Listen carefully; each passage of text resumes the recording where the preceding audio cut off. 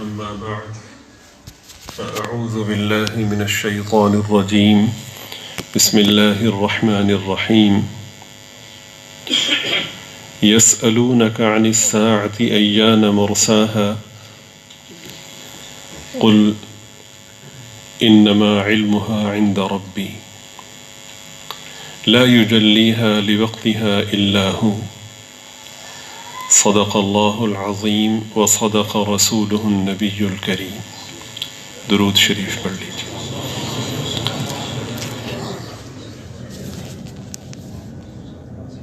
کے حوالے سے ہماری گفتگو کا سلسلہ چل رہا ہے. ایک مومن کے لیے اس بات پر یقین رکھنا ضروری ہے اور اعتقادی طور پر اس کو اپنے یقین میں لانا لازمی ہے کہ قیامت کا وقوع ہوگا اور قیامت قائم ہوگی.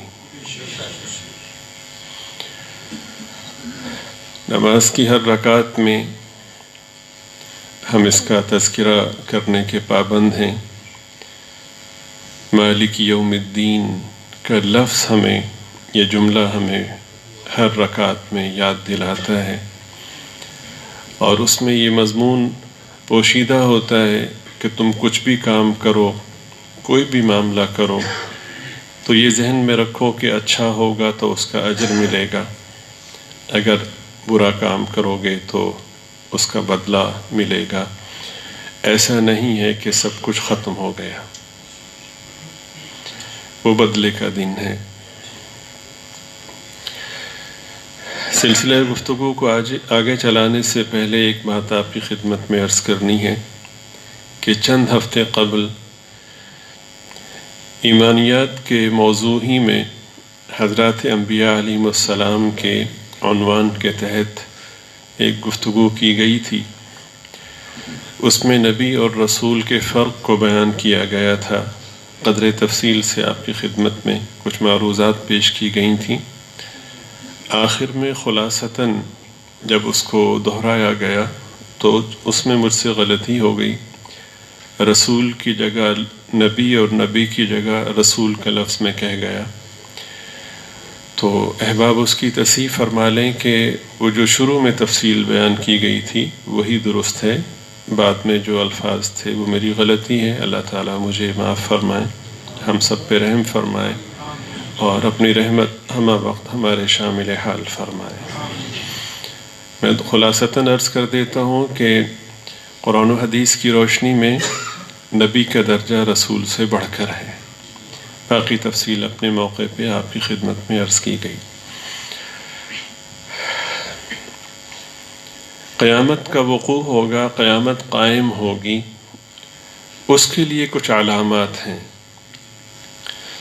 ان علامات کو قرآن و حدیث کی روشنی میں اہل علم نے دو قسموں میں منقسم کیا ہے. پہلی قسم کو علامات صغریٰ کہتے ہیں اور دوسری قسم کو علامات کبریٰ کہتے ہیں. علامات صغریٰ سرکار اقدس صلی اللہ علیہ وسلم کی ولادت باسعادت سے لے کر حضرت مہدی علیہ السلام کے ظہور تک کا زمانہ ہے. اس میں جو علامات ظاہر ہوں گی انہیں علامات صغریٰ کہا گیا ہے. اور پھر حضرت مہدی علیہ السلام سے لے کر نفخہ ثانیہ، حضرت اسرافیل علیہ السلام جو دوسرا سور پھونکیں گے، یہ اس وقت سے لے کر نفخہ ثانیہ تک کے دورانیے کو علامات کبریٰ کہتے ہیں. یعنی اس میں جو علامات ظاہر ہوں گی وہ علامات کبریٰ کہلاتی ہیں. علامات صغریٰ میں جیسا کہ عرض کیا گیا، سرکار اقدس صلی اللہ علیہ وسلم کی ولادت باسعادت سے لے کر حضرت مہدی علیہ السلام کے ظہور تک کا زمانہ ہے. سرکار اقدس صلی اللہ علیہ وسلم کو پہلی کتب میں، کتب سماویہ میں نبی الساعہ بھی کہا گیا ہے. یعنی وہ نبی کہ جن کے بعد کوئی نبی نہیں آئے گا اور ان کے بعد جو مرحلہ ہوگا وہ قیامت کا ہوگا، یا اس کو دوسرے الفاظ میں یوں سمجھیں کہ ان سے لے کر قیامت تک کوئی نبی نہیں آئے گا۔ تو نبی الساعہ کے الفاظ سرکار دو عالم صلی اللہ علیہ وسلم کے لیے پچھلی کتب میں استعمال کیے گئے ہیں۔ پھر جو باقی جو علامات صغریٰ کی کچھ قدر تفصیل ہے وہ آپ کی خدمت میں عرض کی جاتی ہے۔ اللہ تعالیٰ کہنے سننے میں اخلاص نصیب فرمائے۔ احادیث مبارکہ کی روشنی میں یہ فرمایا گیا کہ ان علامات میں سے ایک علامت یہ ہے کہ اولاد نافرمان ہونے لگے گی، یعنی یہ چیز بکثرت ہو جائے گی، عام ہو جائے گی، یہاں تک کہ اولاد میں بیٹوں کے بارے میں تو اندیشہ ہوتا ہے کہ وہ سرکشی اور نافرمانی کی طرف متوجہ ہوتے ہیں، لیکن بیٹیوں کے بارے میں اور بالخصوص بیٹی ماں کی نافرمان ہو اس کا تو تصور ہی نہیں ہوتا۔ لیکن علامات قیامت میں سے یہ ہے کہ اولاد نافرمان ہونے لگے گی، حتیٰ کہ بیٹیاں ماں کی نافرمان ہونے لگیں گی۔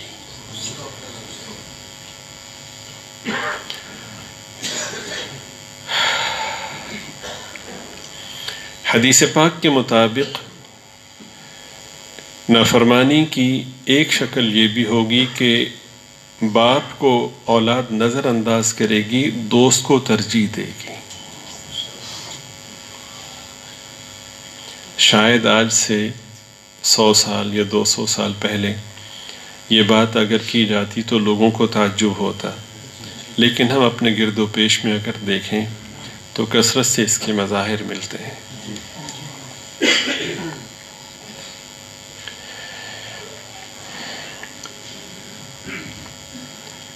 حدیث پاک کی روشنی میں یا احادیث مبارکہ کی روشنی میں علامات میں سے یہ بھی علامت بیان کی گئی ہے کہ علم اٹھ جائے گا، جہالت عام ہو جائے گی۔ علم کے اٹھنے کی دو صورتیں ہیں، ایک صورت تو ایک علماء کثرت سے دنیا سے رخصت ہو جائیں گے، اور علم کے ایک اٹھنے کی صورت یہ بھی ہے کہ علوم نبویہ کے مقابلے میں عصری علوم کو ترجیح دی جائے گی اور ان کو علم کہا جائے گا۔ بہرحال جو بھی اللہ کی مشیت میں ہے۔ اسی طرح جو علامات قیامت ہیں ان میں سے ایک اور علامت ہے جو بہت بڑا لمحہ فکریہ ہے دینی شناخت رکھنے والے حضرات کے لیے، کہ لوگ دین کا علم تو حاصل کریں گے لیکن دین کا علم دنیا کے لیے حاصل کریں گے۔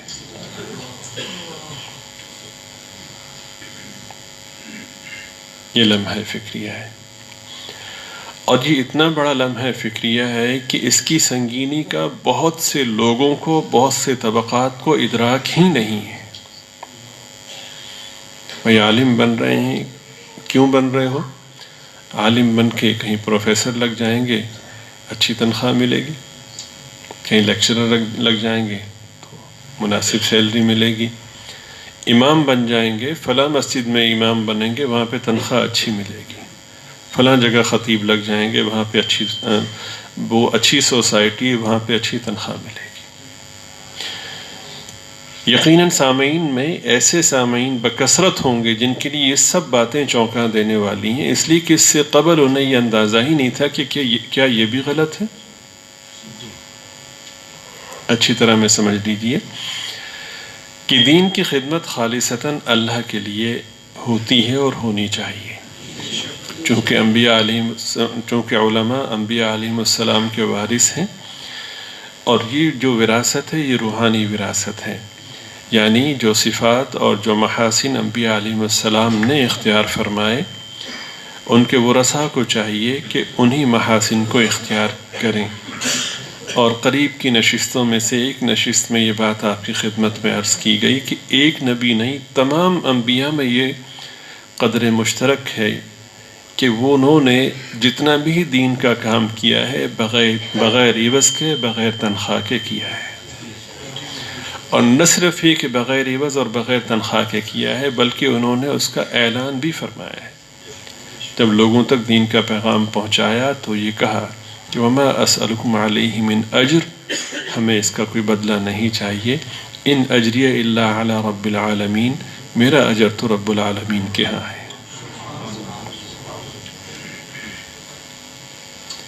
عوام الناس کے لیے تو یقیناً یہ ایک بہت بڑا انکشاف ہے، لیکن دینی علم اور دینی شناخت رکھنے والوں میں سے بھی بہت سے لوگوں کے لیے یہ بات بڑی حیرت کا باعث ہے کہ نہ انہیں اس کا ادراک ہوا اور نہ انہیں ایسا کوئی ماحول میسر آیا کہ جہاں پہ کوئی یاد دلانے والا انہیں ملا ہو۔ اب سوال یہ پیدا ہوتا ہے کہ کیا پھر مدارس میں، مساجد میں مدرسین اور ائمہ کو، مؤذنین کو جو تنخواہ دی جاتی ہے وہ پھر گناہ ہے؟ ہر جگہ تنخواہ ہوتی ہے؟ اس کا جواب یہ ہے کہ نیت کو یوں درست کیا جائے کہ تدریس ہو، یعنی قرآن کریم پڑھانا ہو، قاعدہ پڑھانا ہو، حدیث پاک کی کتابیں پڑھانی ہو، تفسیر پڑھانی ہو، فقہ پڑھانی ہو، یا دیگر معاون علوم جو کہ دینی علوم سے منسلک ہیں وہ پڑھانے ہوں، امامت کروانی ہو، خطابت کرنی ہو، اذان دینی ہو، یہ سارے کے سارے کام اگر یہ سب کے سب ان میں سے کوئی مجھے کرنے کا موقع ملا ہے تو میں سب سے پہلے اللہ کا شکر ادا کروں کہ اللہ تعالیٰ نے مجھے دین کے کسی شعبے میں خدمت کے لیے قبول کیا ہے۔ پھر اس کے بعد میری نیت یہ ہو کہ یہ کام خالصتاً میں اللہ کی رضا کے لیے کر رہا ہوں، تنخواہ کے لیے، پیسوں کے لیے نہیں کر رہا۔ وہ جو تنخواہ اور وہ جو پیسے ہیں وہ متعلقہ افراد اور حکام کی ذمہ داری ہے کہ اس نیت سے کہ انہوں نے اپنے اوقات کو دنیاوی کاموں میں نہیں لگایا بلکہ اپنے آپ کو دین کے لیے وقف کر دیا ہے، ہم ان کا احسان مانتے ہوئے ان کے وقت کے حوالے سے ان کی خدمت کر رہے ہیں۔ آپ سمجھ رہے ہیں؟ بہرحال یہ بہت اہم ہے، بہت بڑا فرق ہے ان دونوں تصورات میں، عمل کرنے والے کے لیے بھی اور عمل کرنے والے کے متبعین کے لیے بھی۔ اس تصور کے ساتھ، اس نیت کے ساتھ کہ اللہ کی رضا کے لیے کر رہا ہوں، اس امام کا نماز پڑھانا، اس کی اپنی نماز اور اس کے مقتدیوں کی نماز میں اس امام کے مقابلے میں جو صرف اور صرف پیسوں کے لیے کر رہا ہے، زمین آسمان کا فرق ہے۔ چنانچہ اگر کبھی مشقت آ بھی جائے تو برداشت کر لی جائے۔ اول تو اللہ تعالیٰ بہت کریم ہے، وہ مشقت نہیں آنے دیتے۔ اگر کبھی آ بھی جائے تو پھر اللہ تعالیٰ اس موقع پر اگر آدمی حرف شکایت اپنے لب پر نہ لائے، اپنے رب سے رجوع رکھے، تو اللہ پاک اس طرح سے نوازتے ہیں کہ اس نے سوچا نہیں ہوتا۔ میں نے ایک بہت ہی مکرم اور بڑے محترم شخص سے ایک بات سنی، آپ درود شریف پڑھ لیجیے۔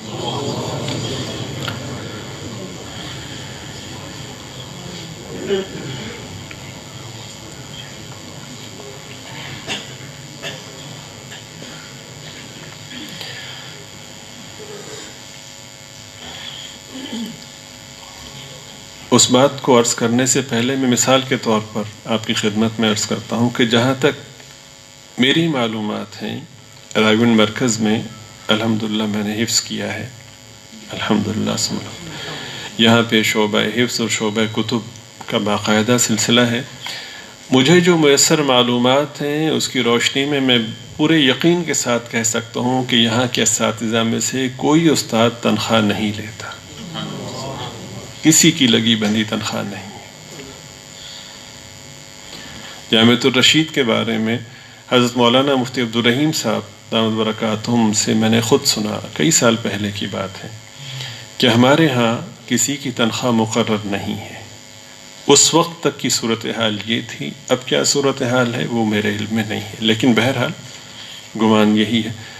تو اگلا سوال یہ پیدا ہوتا ہے کہ پھر کیا ترتیب بنتی ہے؟ اب اس کی شکل یہ ہے کہ جو سرپرست ہیں وہ اللہ پاک نے جو وسائل مہیا فرمائے ہیں اپنی دانست میں احباب کا، معاونین کا، مدرسین کا خیال کرتے ہوئے وہ پھر اپنی ثوابدید کے مطابق ان کی خدمت کی ترتیب کو اختیار کرتے ہیں۔ بہرحال یہ ایک بڑا اہم موضوع ہے۔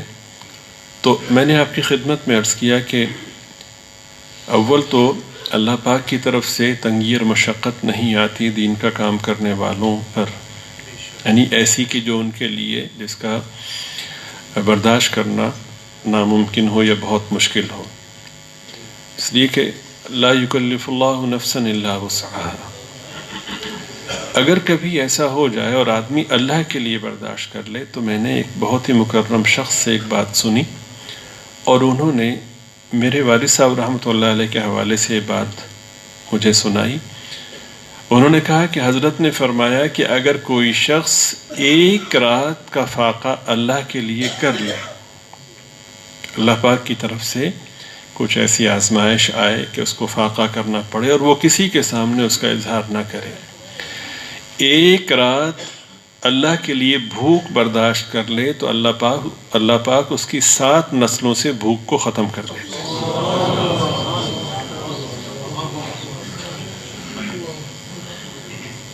یہ انہوں نے فرمایا۔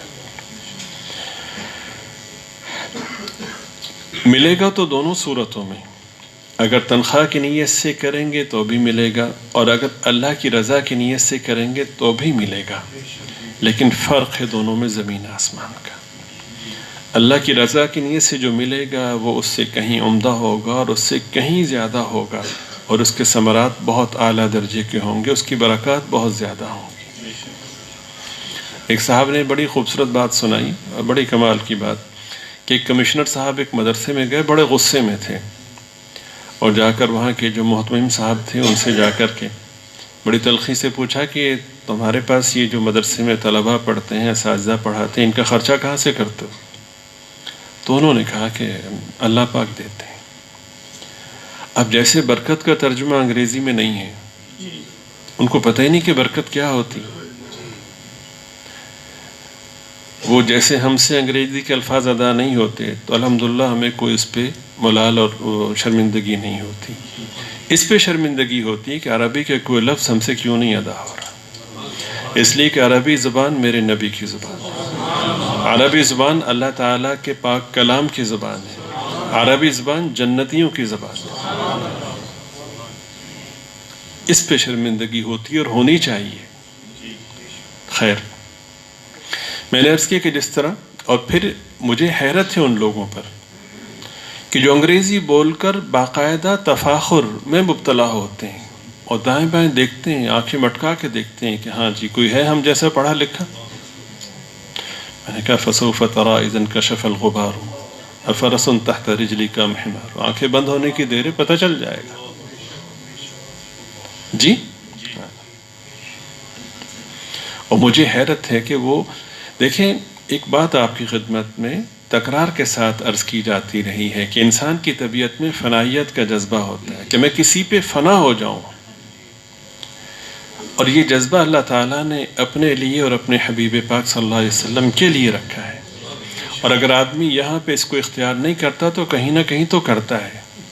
چنانچہ مغرب میں، یورپ اور امریکہ کی محبت میں ہم اتنے فنا ہیں کہ ان کے لب و لہجے کو ہم اعزاز سمجھتے ہیں، وقار کی علامت سمجھتے ہیں، ان کے لباس کو وقار کی علامت سمجھتے ہیں، ٹخنوں سے اونچی شلوار کو ہم عیب سمجھتے ہیں، پھٹی ہوئی پینٹ کو ہم فخر کا باعث سمجھتے ہیں۔ اس کا نخرہ دیکھنے والا ہوتا ہے جس نے پھٹی ہوئی پینٹ، دھاگے نکلے ہوئے ہیں۔ تسلسل سے بغیر رکاوٹ کی گفتگو ایک خوبی ہے، لیکن جو کہ انگریز ہکلا کے بولتا ہے، تو ہم نے بہت سے مقامی لوگوں کو دیکھا ہے کہ وہ ہکلا کے بولنے کو فخر سمجھتے ہیں، اور بہت سے لوگ، کمال ہو گیا، وہ عیب کو فخر کے طور پہ بیان کرتے ہیں، اور اپنے بچوں کو، یہ بچے جو ہے نا، ان کی اردو اتنی اچھی نہیں ہے، ان کی انگریزی بہت اچھی. بھائی یہ کوئی خوبی کی بات ہے؟ چلو عربی تو تمہارے مقدر میں نہیں ہے، تمہیں اپنی قومی زبان بھی نہیں آتی، کس چیز پہ فخر ہے تمہیں؟ بڑی. اور پھر دوسروں کو گھٹیا سمجھنا، یعنی وہ حقلانہ خوبی بن گئی اور رواں گفتگو وہ عیب بن گئی. تمہاری زلف میں پہنچی تو حسن کہلائی، وہ تیرگی جو میرے نامہ سیاہ میں تھی. تو یہ حسن کا خالق نے یہ طے کیا ہے کہ سب سے بڑے حسین اور سب سے اعلیٰ اور سب سے اکمل و اشرف جناب رسول پاک صلی اللہ علیہ وسلم. ان کی زبان سب سے اعلیٰ زبان، ان کی گفتگو سب سے عمدہ گفتگو، ان کا لباس سب سے اعلیٰ لباس، ان کے چلنے کا انداز سب سے افضل اور سب سے بہتر انداز، ان کا بیٹھنا سب سے بہتر ہے، ان کا قیام سب سے خوبصورت قیام، ان کی ہر ادا حسن کا اعلیٰ ترین ایک معیار ہے، بلند تر معیار ہے. سرکار صاحب معراج ہے، سرکار کی صفات بھی معراج ہے، اور جو معراج چاہے وہ سرکار کی صفات کو اختیار کرے.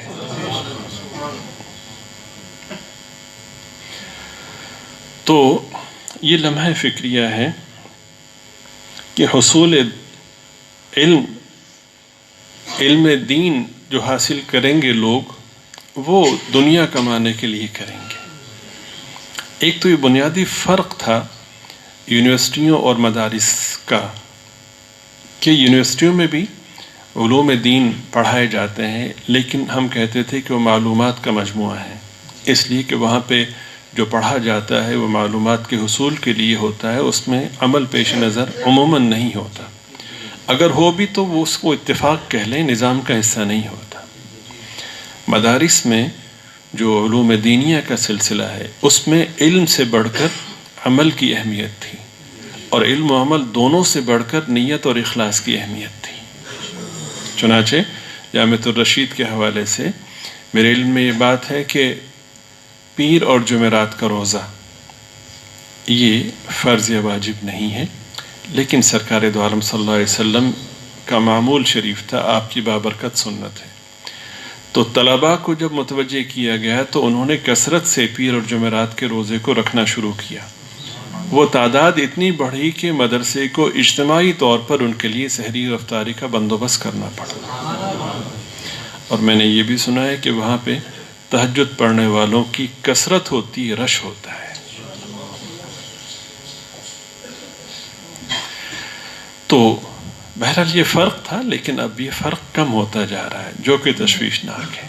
ہمیں اپنی میراث کو دیکھنا ہوگا، اپنے مورث اعلیٰ کو دیکھنا ہوگا، اور ہمیں اثر نو اپنے جو خطوط ہیں، خد و خال ہیں، ان کو درست کرنا ہوگا. اللہ تعالی ہم سب پہ رحم فرمائے اور ہمیں خیر کی طرف متوجہ فرمائے.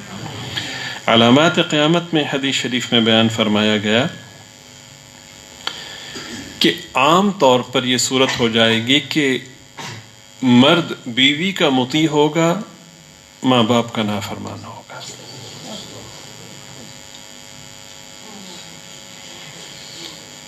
میرے خیال میں یہ بھی کوئی اب حیرت کی بات نہیں رہی، گھر گھر یہ باتیں سننے میں آ رہی ہیں. اللہ تعالی رحم فرمائے. اسی طرح فرمایا کہ معاملات، عہدے اور مناصب نااہلوں کے حوالے ہوں گے. نااہل لوگ امیر اور حاکم بن جائیں گے، با اختیار عہدوں پر نااہل لوگ پہنچ جائیں گے. اور یہ بھی بکثرت آپ یہ اس کے مظاہر و مناظر آپ دیکھ رہے ہیں، علامات قیامت میں سے ہیں. جس کام کا اہل اور لائق نہ ہوگا وہ اس کے سپرد کر دیا جائے گا. اسی طرح حدیث شریف میں علامات قیامت میں یہ بھی بیان کیا گیا کہ برے لوگوں کی تعظیم کی جانے لگے گی. حالانکہ قابل تعظیم تو اچھے لوگ ہوتے ہیں، برے لوگوں کی تعظیم کی جانے لگے گی کہ اگر ان کی تعظیم نہ کی تو یہ اذیت پہنچائیں گے. ان کے شر سے بچنے کے لیے ان کی تعظیم کی جانے لگے گی۔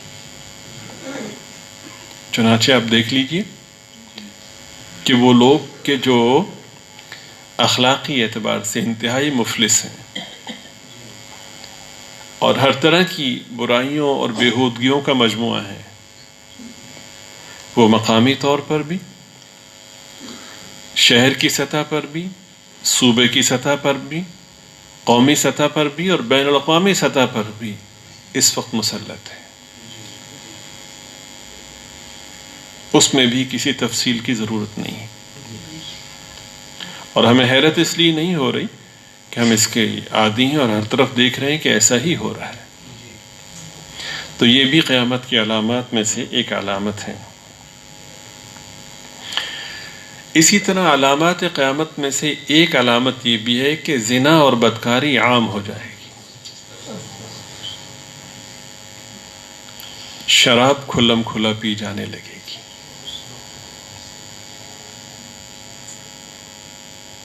صورتحال یہ ہے کہ اگر کوئی شخص اس پر پریشانی کا اظہار کرتا ہے تو اطراف کے لوگ اس پر پریشانی کا اظہار کرتے ہیں۔ خاص طور پر دنیاوی اعتبار سے جو تعلیمی ادارے ہیں اور جو میڈیا ہے، بظاہر یہ محسوس ہوتا ہے کہ اس کی اس ڈیوٹی ہے اس بات پر کہ وہ برائی کو عام کرنے میں اپنا پورا کردار ادا کرے، اور صرف اتنا ہی نہیں بلکہ برائی کی جو نفرت ہے، برائی کی جو سنگینی ہے، برائی کی جو مذمت والی کیفیت لوگوں کے دلوں میں ہے، اس کو نکال کر لوگوں کے دلوں میں یہ بات بٹھا دی جائے کہ یہ غلط نہیں ہے۔ کبھی ویلنٹائن ڈے کے نام پر اس کے مظاہر سامنے آتے ہیں، کبھی وہ عورت مارچ کے حوالے سے، اور یونیورسٹیوں میں، کالجوں میں تو عام طور پر جو فنکشن ہوتے ہیں وہ آپ کے سامنے ہیں۔ اور حیرت کی بات یہ ہے کہ تسبیح ہاتھ میں ہے، 5 وقت کا نمازی ہے، ذکر اذکار بھی ہیں، صاحب نسبت بھی ہیں، انہی اداروں میں ان کی بیٹیاں پڑھتی ہیں اور اسی ماحول کا حصہ ہیں۔ رقص کی تقریبات ہوں تو بیٹی آگے، گانے کی تقریبات ہوں تو بیٹی آگے، اور فخر کا اظہار کیا جاتا ہے کہ اس میں گانے کے کمپٹیشن میں بیٹی فرسٹ آئی ہے یا سیکنڈ آئی، رقص کے کمپٹیشن میں بیٹی دوسرے نمبر پر آئی، اور اس کو برا نہیں سمجھا جاتا۔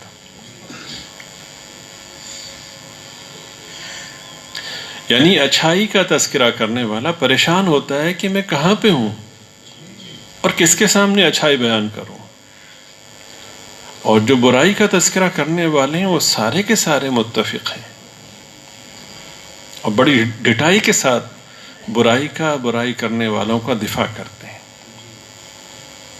کہیں پہ کوئی بدبخت جو ہے وہ شراب کو شہد کے نام پر درست قرار دینے کی کوشش کرتا ہے، کہیں پہ شراب کو زیتون کے نام پر، زیتون کے تیل کے نام پر وغیرہ۔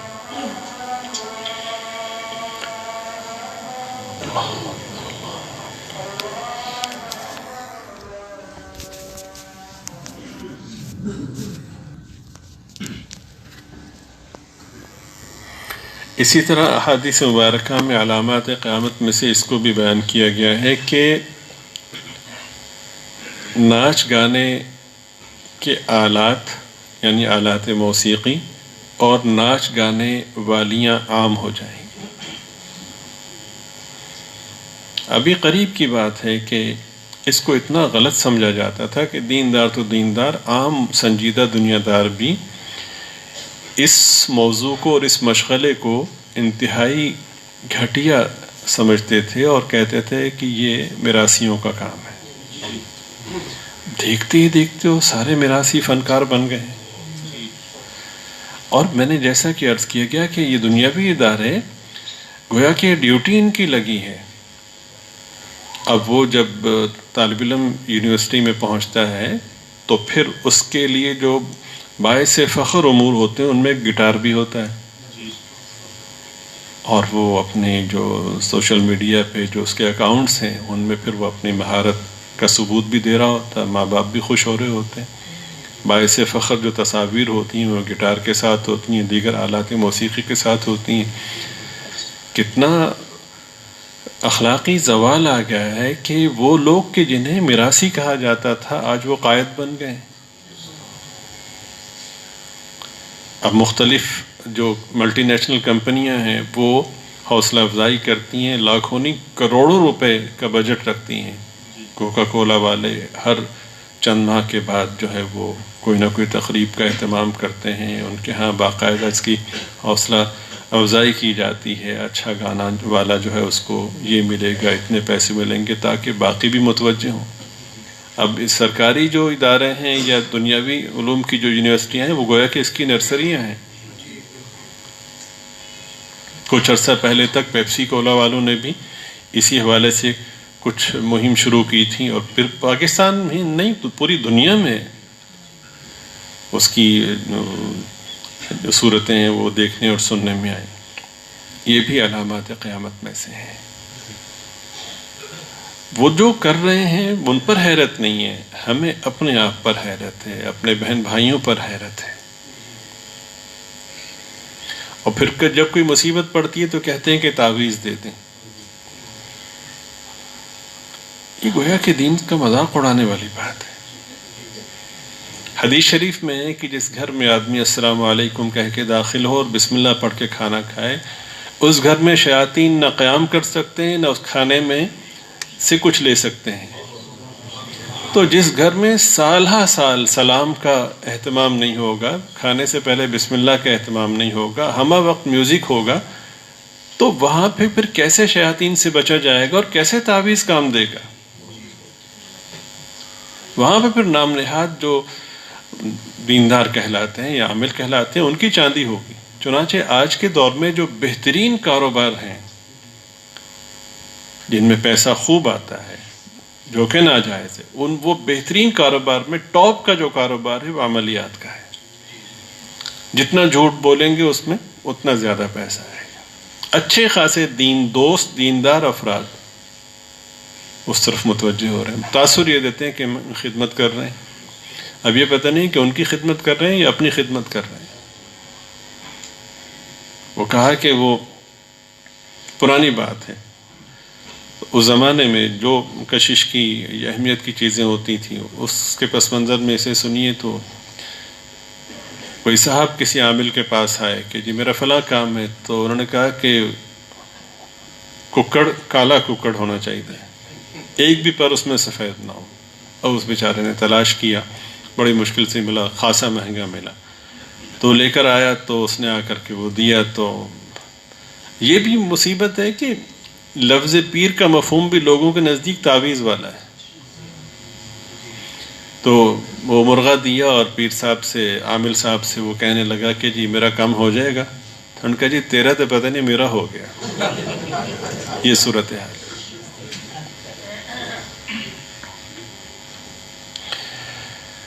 علامات قیامت میں سے یہ بھی ہے کہ اپنے بڑوں کو، آبا و اجداد کو، پچھلے گزرے ہوئے لوگوں کو عموماً برا بھلا کہا جائے گا. حالانکہ فطرت یہ ہے کہ جو اچھے لوگ ہیں، محاسن والے لوگ ہیں، ان کو اچھا کہا جائے. اور اسی طرح شریعت مطہرہ میں جو خوبی مطلوب ہے وہ یہ ہے کہ جو دنیا سے جا چکا اگر وہ اچھا نہیں ہے تب بھی اس کے لیے کوئی آپ برا لفظ نہ کہیں. محاسن کے حوالے سے جب بھی تذکرہ ہو تو اس کا تذکرہ کریں، اس کی خدا نہ خواستہ کوئی خامی بھی ہو تو اس سے رک جائیں.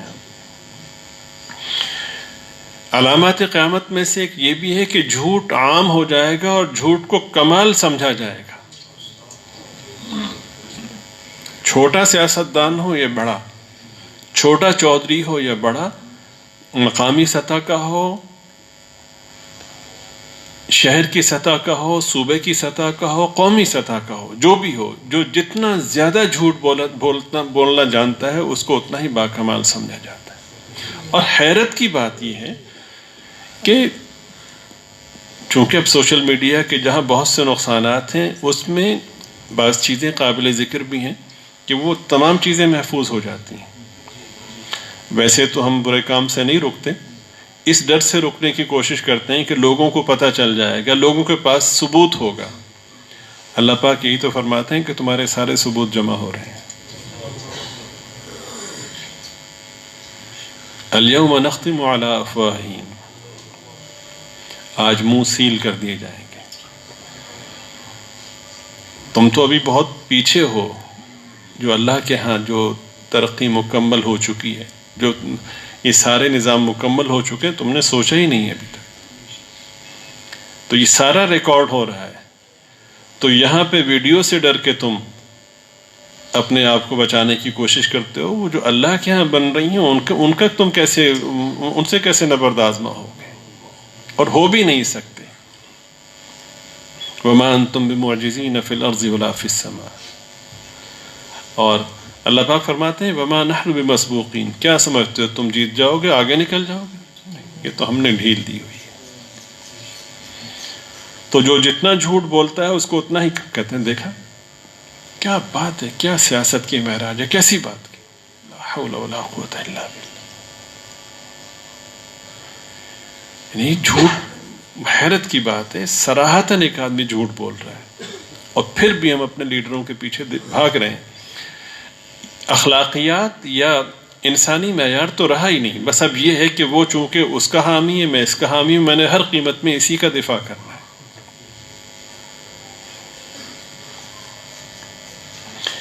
اسی طرح علامات میں سے یہ ہے کہ جو حکام ہوں گے، بادشاہ ہے، وزیر ہے، گورنر ہے، دوسرے تیسرے، جس کو جہاں پہ منصب ملا ہے اختیارات کے حوالے سے، وہ ملک کی دولت کو اپنی جاگیر سمجھنے لگیں گے، اور وہ خیانت کو خیانت نہیں سمجھیں گے، اسے اپنا مال سمجھنے لگیں گے، امانت کی رقم کو اپنا سمجھنے لگیں گے۔ حمام میں جملہ آپ خود پورا کر سکتے ہیں؟ ٹھیک، زیادہ تفصیل میں اس لیے نہیں کرنا چاہتا اور کرنی بھی نہیں چاہیے، اس لیے کہ خدا نخواستہ کسی فرد واحد یا جماعت کی مخالفت یا حمایت مقصود نہیں ہے، ایک خیر کا پیغام پہنچانے کی کوشش ہے، اور اللہ تعالیٰ مجھے بھی، آپ کو بھی، ہم سب کو عمل کی توفیق عطا فرمائے۔ لیکن یہ علامات بکثرت اب ظاہر ہو رہی ہیں۔ نیک لوگوں کے بجائے، صلحاء کے بجائے رذیل اور کمینے لوگ قبیلوں اور علاقوں کے سردار بن جائیں گے۔ یہ علامات بھی تقریباً بالکل منظر پہ ہیں، دکھائی دے رہی ہیں۔ اسی طرح ایک علامت یہ کہ شرم و حیا ختم ہو جائے گی۔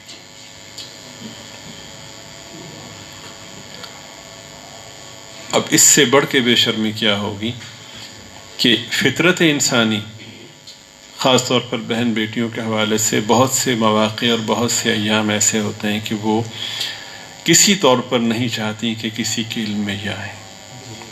اب باقاعدہ میڈیا کے بعض پلیٹ فارمز ایسے ہیں کہ وہ اس پر مہم چلا رہے ہیں کہ اس میں کون سی شرم کی بات ہے۔ بھائی اگر تم بے شرم ہو، مغرب اگر حیا باختہ ہے، مغرب میں اگر حیا کا قحط ہے، اور تمہیں اس پہ فخر ہے، تو تمہیں مبارک ہو، تم ہم پہ کیوں مسلط کر رہے ہو؟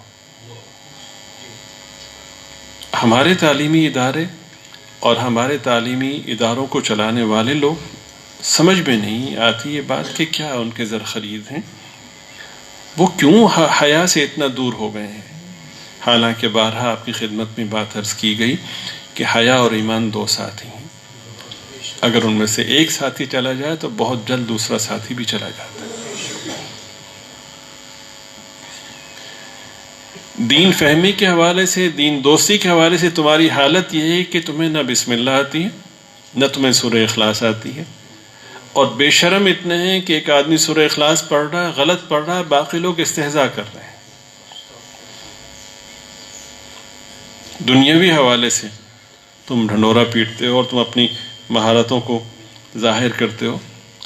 اسی طرح ایک علامت یہ بھی بیان فرمائی گئی کہ ظلم و ستم عام ہو جائے گا، اور یہ بھی آپ کے سامنے، اور ظلم و ستم کی ایسی شکلیں کہ الامان والحفیظ۔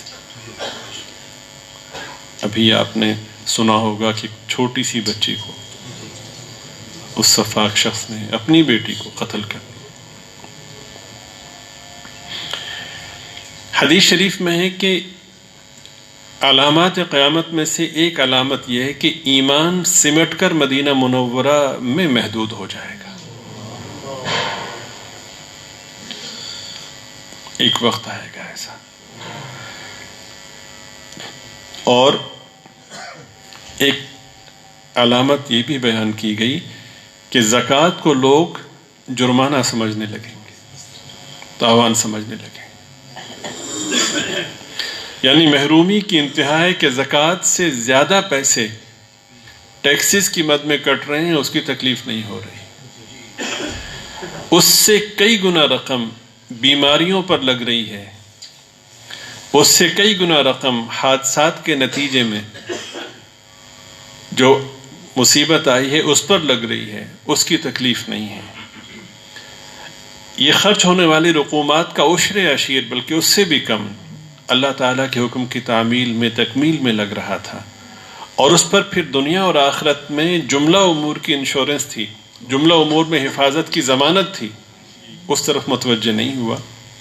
چنانچہ بدبختی اور بدنصیبی کا عالم یہ ہے کہ زکوٰۃ سے بچنے کے لیے بینکوں میں جو زکوٰۃ کٹتی ہے اس سے بچنے کے لیے اپنے آپ کو اسلام سے بیزار ظاہر کرتے ہیں اور کہتے ہیں کہ ہمیں مسلمانوں کے خانے میں نہ لکھا جائے.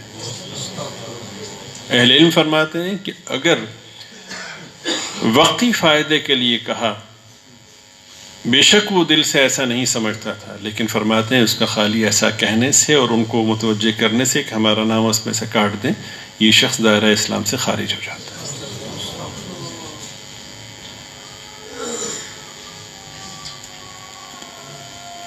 انا للہ و انا الیہ راجعون. علامات قیامت میں سے یہ بھی ہے کہ عورتوں کی تعداد بڑھ جائے گی، مردوں کی تعداد کم ہو جائے گی، یہاں تک کہ ایک وقت آئے گا کہ 1 اور 50 کا تناسب ہو جائے گا. قیامت سے پہلے 30 بڑے کذاب دجال آئیں گے جو نبوت کا دعویٰ کریں گے، اور وہ سارے کے سارے جھوٹے ہوں گے، اس لیے کہ نبی پاک صلی اللہ علیہ وسلم کے بعد کوئی نبی نہیں آئے گا. علامات قیامت میں سے ایک علامت یہ بھی ہے کہ دریائے فرات جو کہ مشہور دریا ہے وہ سونا ظاہر کرے گا، سونے کا خزانے کی صورت میں ظاہر کرے گا، اور اس پر جنگ ہوگی، اور جنگ میں اتنی ہلاکتیں ہوں گی کہ تناسب یہ ہوگا کہ 1% لوگ بچیں گے، 100 میں سے 1 بچے گا، 99 قتل ہوں گے. یہ علامات قیامت میں سے.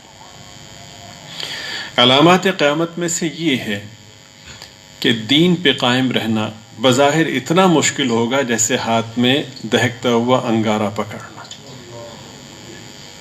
لیکن بہرحال جو دین پہ قائم رہے گا اللہ تعالیٰ کی رحمت اسے اپنے حصار میں لے گی، اور اس پر اسے اللہ تعالیٰ بقدر مشقت بقدر قربانی اجر سے نوازیں گے.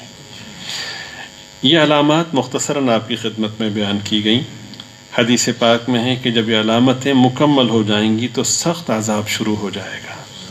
سرخ آندھیاں آئیں گی، آسمان سے پتھر برسیں گے، کچھ لوگ دھنسا دیے جائیں گے، کچھ لوگوں کی شکلیں مسخ ہو جائیں گی، پھر پے در پے کئی نشانیاں ظاہر ہوں گی، اور وہ اتنی تیزی سے ہوں گی جیسا کہ ہار کا اگر دھاگا ٹوٹ جائے تو یکے بعد دیگرے اس کے دانے جو گرتے ہیں، تو جتنی تیزی سے وہ دانے گرتے ہیں اتنی تیزی سے یہ یوں سمجھیں کہ مصیبتوں کا سلسلہ ہوگا.